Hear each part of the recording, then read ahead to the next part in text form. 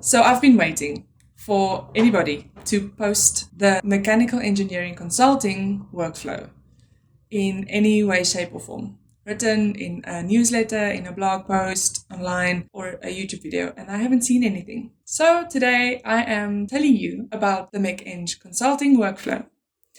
This means I'm going to be talking about the beginning of the project, how the project would develop, how it would be defined, the tasks that would be associated with the usual projects that come in for mechanical engineering consulting firms, and the closeout of these projects. I am addressing this specifically because when I was just starting out as a junior mechanical engineer, this is something that everybody alluded to and nobody really spoke about directly. And I want to be someone that expresses directly what it is that you're getting into. So, if you're a mechanical engineering graduate or a junior mechanical engineer in a consulting firm, this video is going to answer your question about what a mechanical engineering consulting workflow looks like. A disclaimer on this. This workflow is definitely only applicable to mechanical engineering consulting, not necessarily the churn that happens in a design project, and not necessarily project management or mechanical engineering project management, because I won't be addressing anything like procurement or project management or maintenance or design or anything like that. It's going to be much, much more theoretical in the application. So let's get started. The first thing that happens is that a client comes to your firm and tells them, I have some problem that is engineering heavy and I don't know how to solve it, or I don't have the resources to solve it. So then the contact person would connect with the client. That could be the project manager, that could be the client liaison, maybe there's a specific role for it, maybe it's just a senior mechanical engineer. They connect with the client and they say, what is your problem? What do you want us to do? And they try to flesh out as much as possible from the client what they require, what they think might be the problem, and what they think might be the solution. They then write that up into a proposal.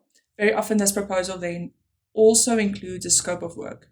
When I was just starting in my first mechanical engineering consulting position, we had to, as juniors, write out this proposal. It was called a quotation because no work has been done yet, but it sort of sets out what will be done so that the client can say, yes, I want you to do all these things and I will pay you the amount of money that you say it will cost.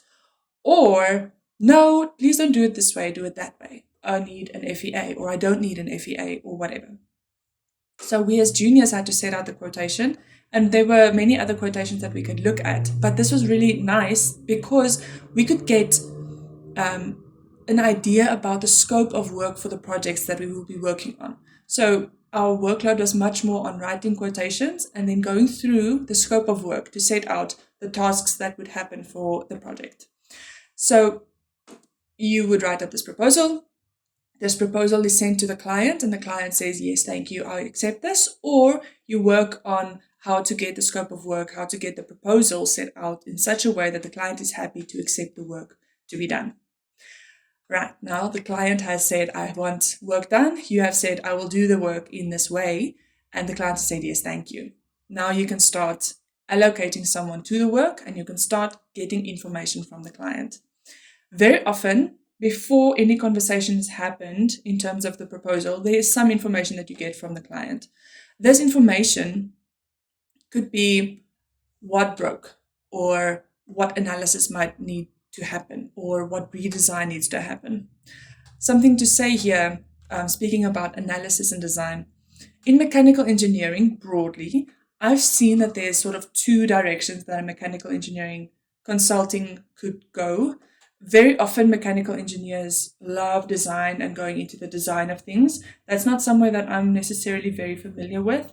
The other alternative is analysis, and that's where a lot of what you've studied actually comes into play and comes into the work that you do. So you're applying what you studied and further information.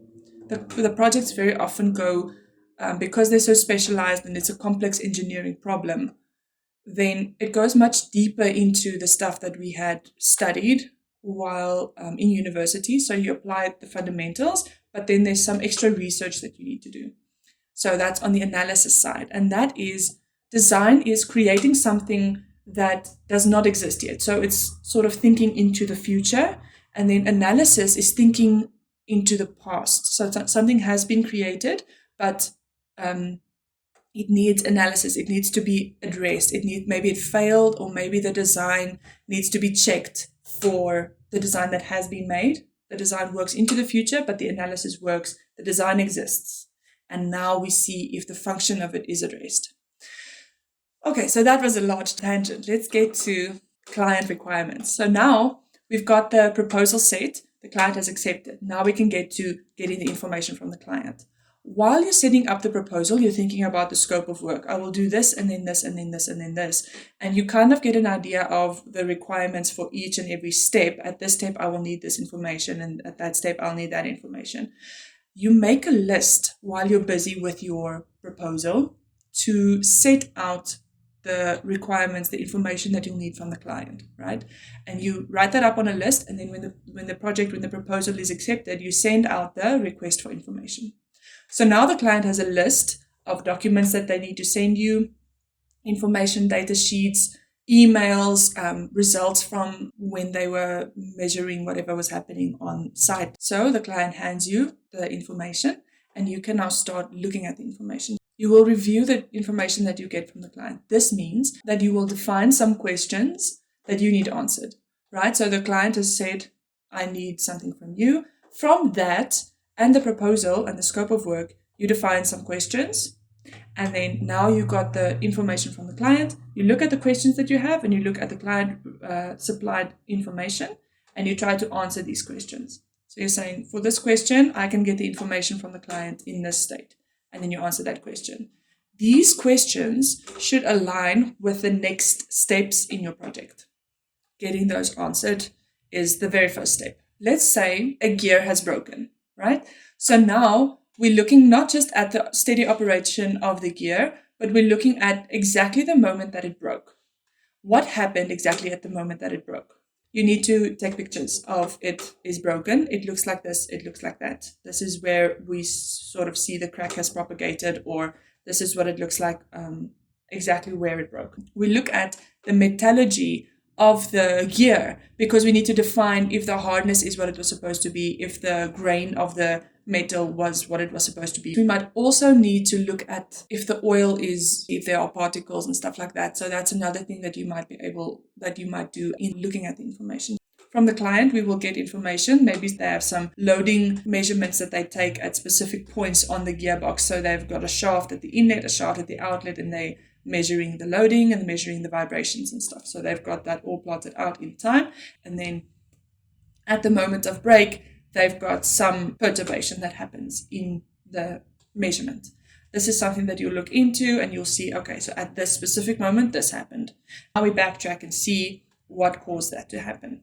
Now that you've got the information from the client, you look at a specific time in the operation of the component. And now we analyze that in terms of fundamentals. Now we look at the supposed to analysis. This includes doing some hand calculations, because when somebody designs something, they have an idea of the loading that it might see, of the life that it might live.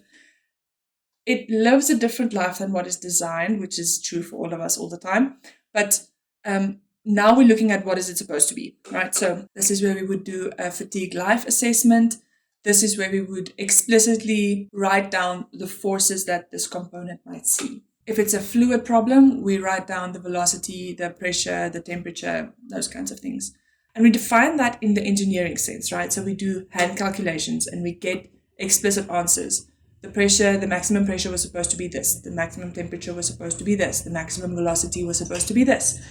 At each point that is critical, maybe at the point of breakage or whatever. In the case of the gear failure, we do stress calculations to see, was the stresses and the hardness of the gear exactly what it was supposed to be? What was the loading supposed to be? What was the lubrication supposed to be? What was the fatigue life supposed to be? What was the metallurgy supposed to be? So we define all of these things. What is the temperature supposed to be? The pressure, the velocity profiles and everything if it's a fluid problem.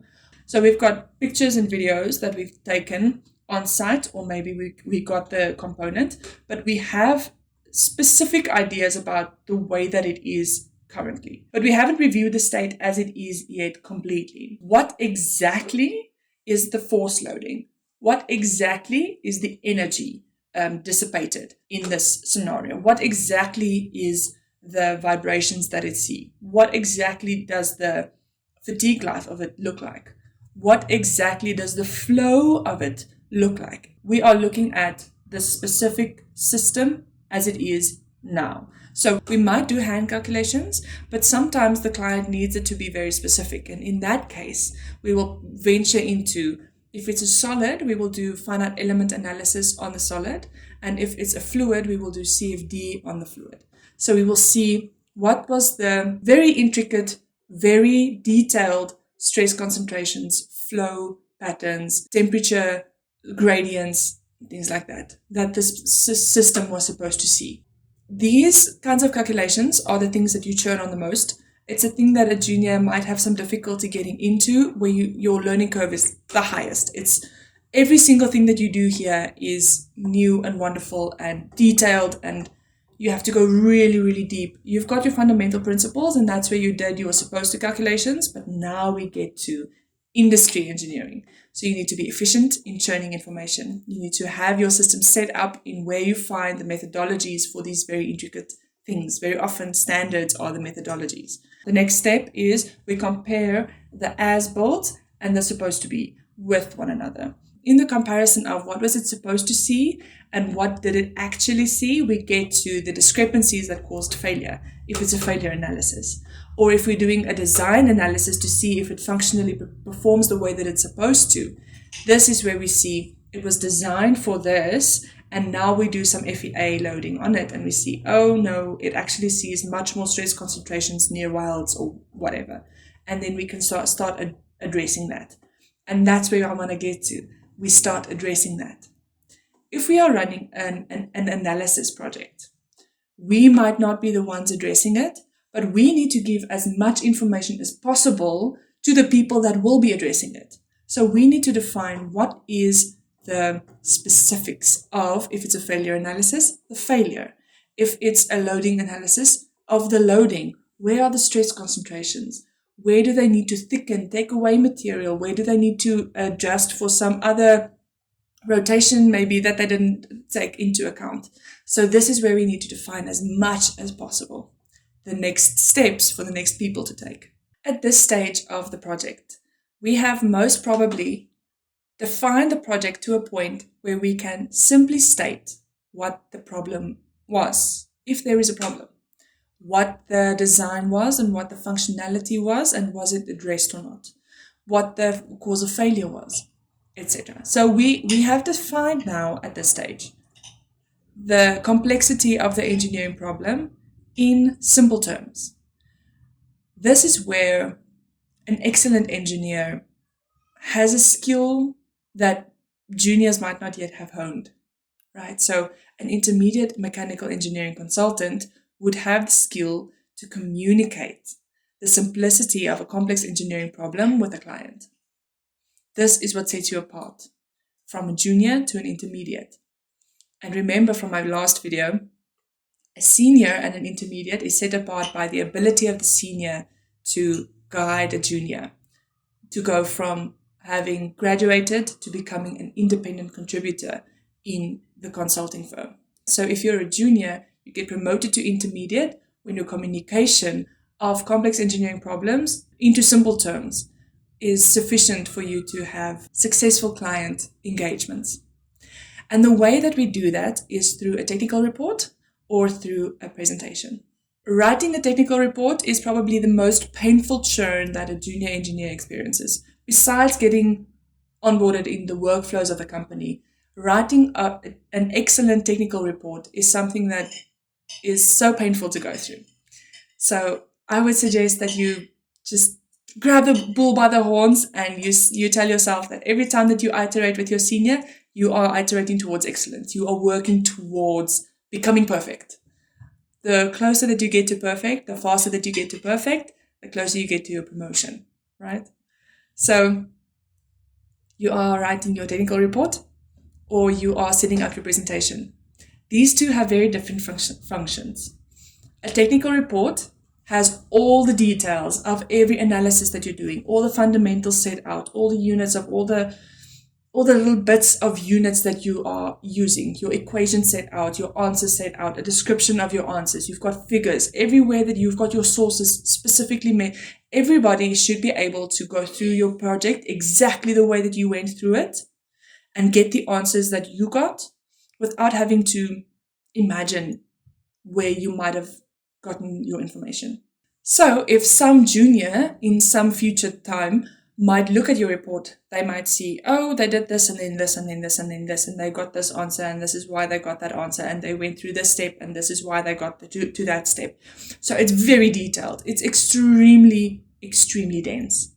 That's why I say it's such a skill to hone to write an excellent report.